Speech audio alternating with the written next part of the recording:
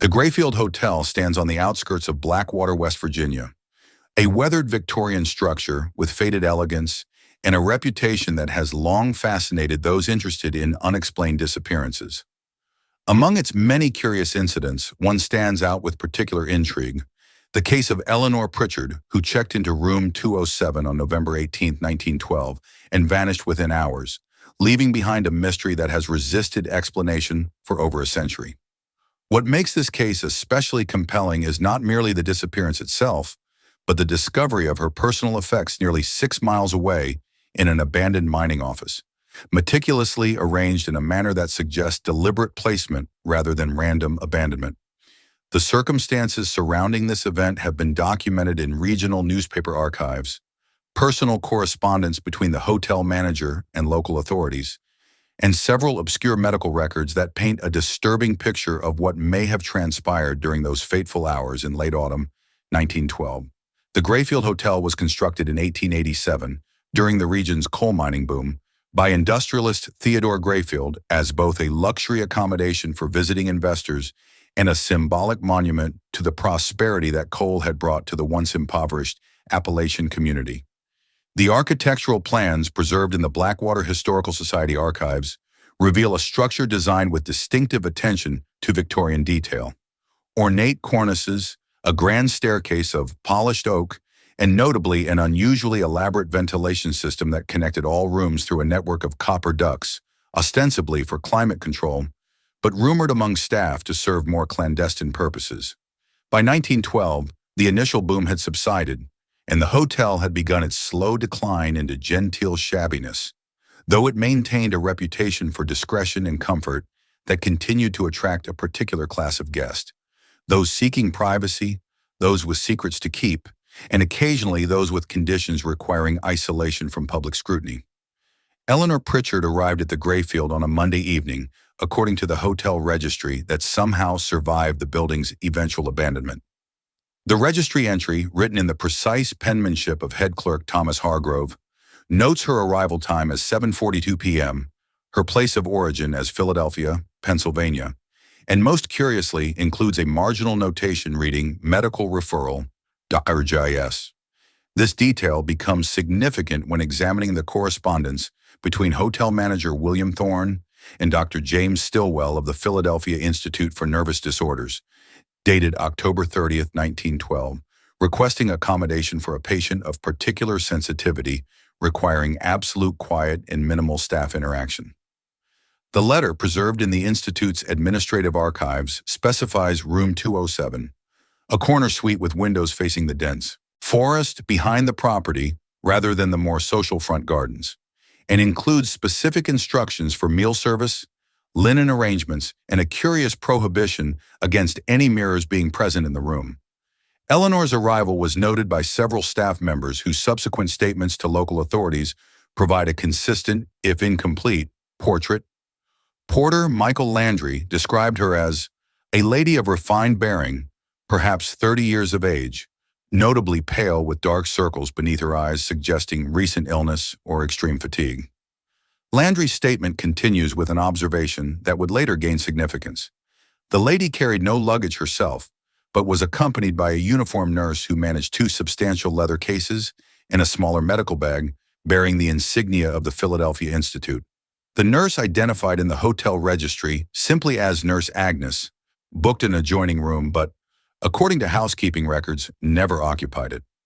Front desk clerk Hargrove recalled that Miss Pritchard signed the registry without removing her gloves, unusual enough to merit mention, and spoke very little, allowing the nurse to handle all arrangements.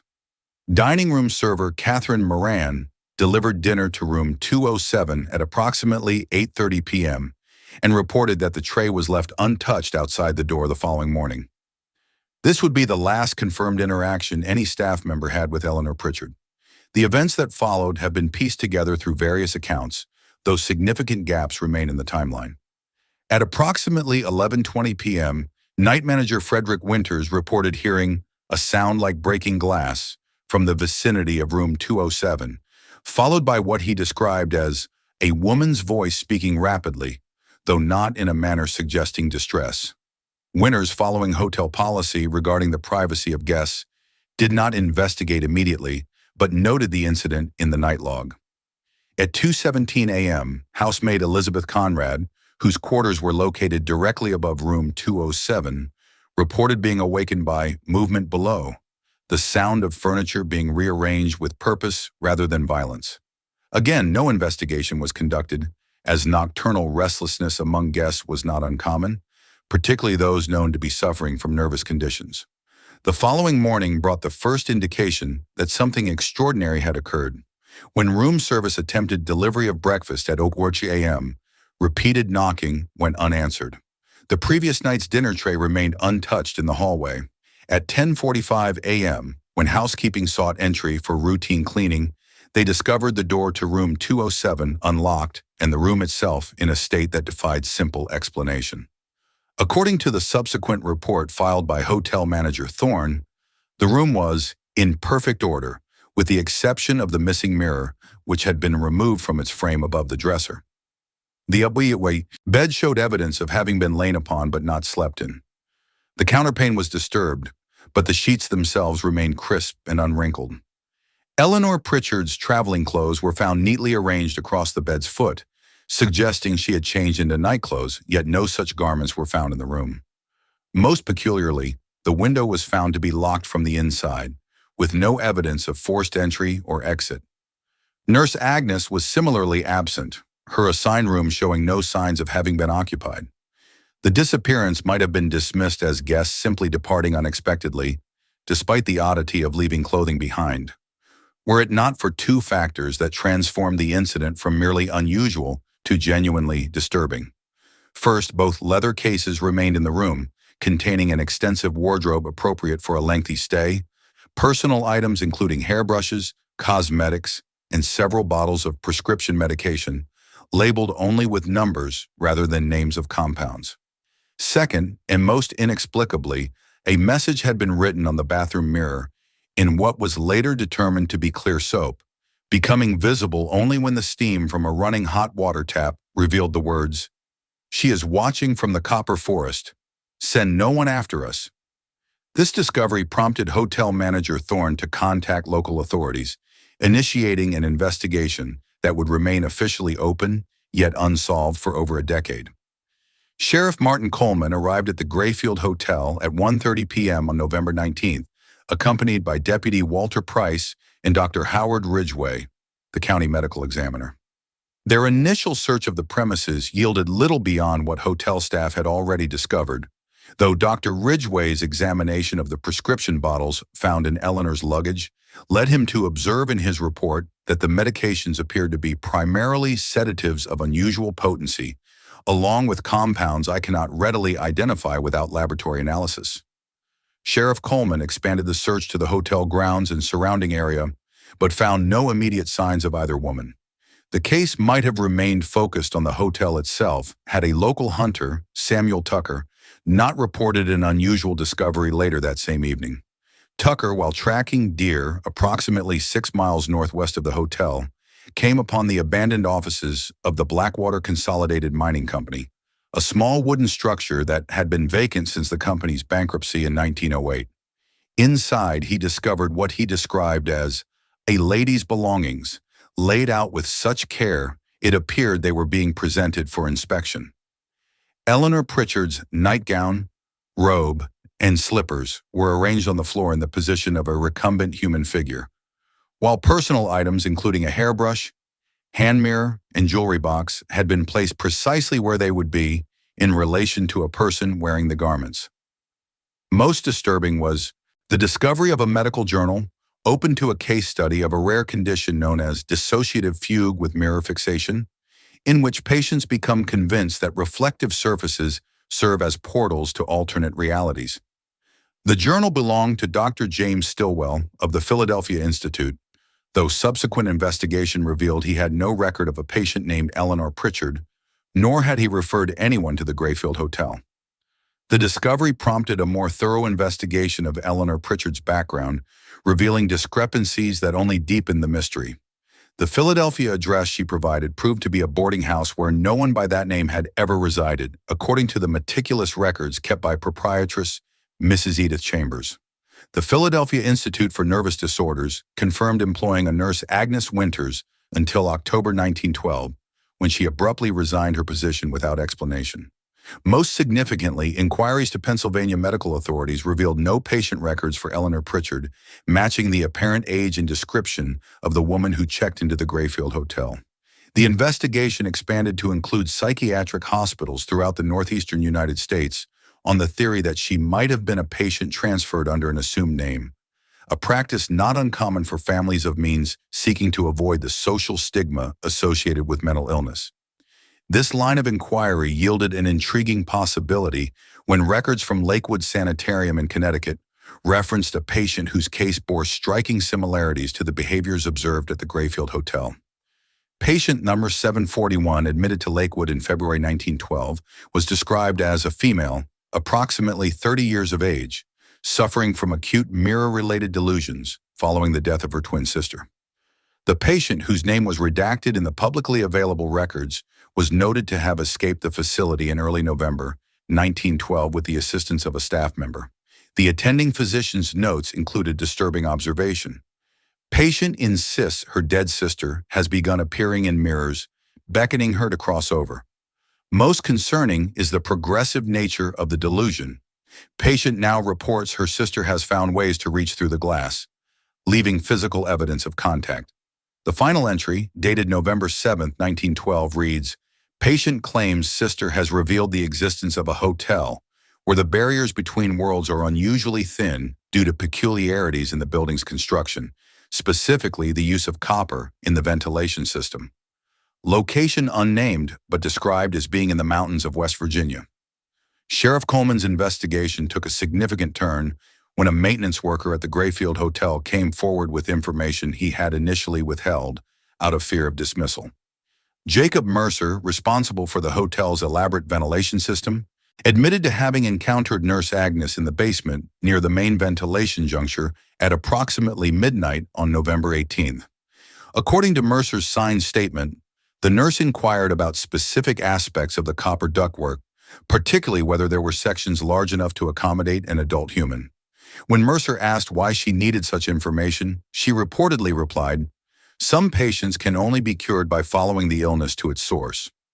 Mercer thought little of the exchange until learning of the disappearances, at which point he examined the ventilation system and discovered that the access panel to the vertical shaft connecting to room 207 showed signs of recent opening, with several of the securing bolts having been removed and replaced.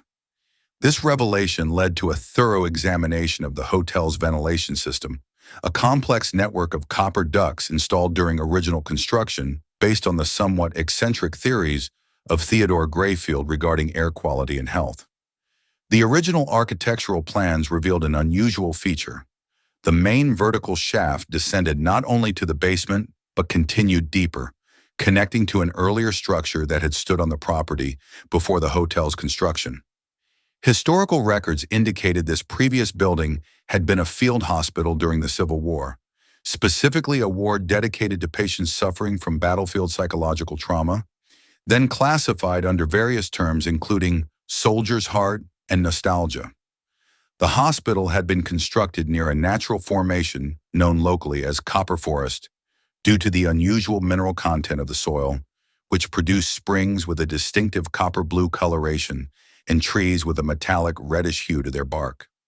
The investigation into the ventilation system yielded physical evidence that transformed the case from mysterious disappearance to potential homicide. 28 feet down the main shaft, investigators discovered a torn piece of fabric, later identified as matching the material of the nightgown found at the abandoned mining office. More disturbing was the discovery of human hair caught in one of the duct junctions, which analysis confirmed shared characteristics consistent with samples taken from Eleanor Pritchard's hairbrush. The ventilation shaft eventually led to a previously unknown sub-basement area that showed signs of recent disturbance. Footprints in the accumulated dust led to a partially collapsed tunnel extending in the direction of the abandoned mining offices where Eleanor's belongings were discovered. However, a cave-in approximately 200 yards along this passage prevented further exploration without significant excavation equipment, which Sheriff Coleman requisitioned but was denied due to concerns about structural stability and the jurisdiction dispute that had arisen between local authorities and representatives from the Philadelphia Institute for Nervous Disorders who had arrived to investigate the disappearance of Nurse Agnes. The Institute's internal investigation, led by Dr. Stillwell himself, revealed that Agnes Winters had been dismissed from her position in September 1912 following concerns about her unorthodox treatment approaches. Specifically, she had been developing theories about the therapeutic potential of what she termed reflective regression therapy, the use of mirrors in treating patients with dissociative disorders. According to Institute records, Nurse Winters had become increasingly fixated on one particular patient, whose identity remained confidential, but who suffered from the delusion that her deceased twin sister was attempting to pull her into the mirror world. Dr. Stillwell's reluctant testimony to Sheriff Coleman acknowledged that Agnes had expressed interest in the Grayfield Hotel after discovering an obscure medical journal article from 1889 documenting unusual psychological phenomena reported by guests, specifically the sensation of being watched through reflective surfaces in dreams of copper tunnels leading to alternative versions of themselves. The case took on dimensions of institutional conspiracy when communications between the Philadelphia Institute and certain government departments suggested efforts to contain information about the incident. A telegram from the Department of Health and Human Services to the Institute, dated November 25, 1912, instructed that all inquiries regarding the Grayfield incident are to be directed through appropriate channels, and that public health implications must be minimized to prevent unnecessary concern. This apparent attempt at information control coincided with the sudden transfer of Sheriff Coleman to a position in another county, leaving the investigation in the hands of less experienced officers who quickly allowed it to become inactive. The Blackwater local newspaper, which had initially covered the disappearances with front-page attention, abruptly ceased all mention of the case following a visit from federal officials ostensibly concerned with wartime security measures, despite the United States not yet being involved in World War I. In the absence of official investigation, local interest in the case manifested in ways that blended fact and folklore. Residents near the Grayfield Hotel reported unusual phenomena in the months following the disappearances. Lights visible through the windows of room 207 despite it being officially sealed, the sound of female voices in conversation emanating from the ventilation grates, and most persistently, the appearance of what was described as a woman in white, visible only in reflective surfaces throughout the hotel. These accounts might be dismissed as the natural embellishment that often follows mysterious events, were it not for certain correlating physical evidence. Hotel maintenance logs documented repeated issues with the electrical system in room 207, despite no power being directed to that section of the building. Multiple staff members resigned their positions, citing in their letters of resignation disturbances in the mirrors and voices in the ventilation system asking for assistance returning. The Grayfield Hotel's operational decline accelerated after these events, with occupancy rates dropping precipitously through 1913. Financial records show the establishment operating at a significant loss by 1914, leading to staff reductions and deferred maintenance that further diminished its once prestigious reputation. The final blow came in early 1915 when a structural inspection revealed dangerous deterioration in the foundation beneath the northeast corner, precisely the section supporting room 207. Rather than undertake costly repairs, the owners closed the entire north wing, effectively abandoning one-third of the hotel's capacity. The Grayfield limped along as a diminished version of itself until 1923, when a fire of undetermined origin damaged much of the remaining structure, leading to its permanent closure. The property remained abandoned until 1937, when the land was purchased by the state for a planned highway expansion that never materialized, leaving the partial ruins to slowly disappear into the encroaching forest. The case of Eleanor Pritchard might have remained nothing more than local legend had it not been for the discovery in 1952 of a medical file during the cataloging of archived materials from the Philadelphia Institute, which had closed in 1931. The file, misfiled among records of experimental treatments rather than patient histories, contained extensive notes on a case that aligned precisely with the events at the Grayfield Hotel. The patient, identified only as EP, was actually the surviving twin of identical sisters born to a prominent Philadelphia family in 1882. According to the case notes, following her sister's death from tuberculosis in 1911, EP began experiencing what was then diagnosed as mirror-induced psychosis, believing that her deceased sister was attempting to communicate through reflective surfaces. The condition progressed from visual hallucinations to what the attending physician documented as apparent physical interaction with the reflection, noting with clinical detachment that patient's body shows evidence of physical contact, bruising and occasional lacerations, following reported episodes of the deceased sister reaching through the glass. Most significantly, the file contained a personal journal maintained by nurse Agnes Winters during her work with EP, revealing a gradual shift from professional objectivity to personal conviction in the patient's experiences. The final entries suggest Winters had come to believe that EP's deceased sister was indeed reaching through from some alternate reality, with one passage reading, "The conventional boundaries we accept between life and death, between one reality and another, are perhaps more permeable than our medical establishment dares acknowledge.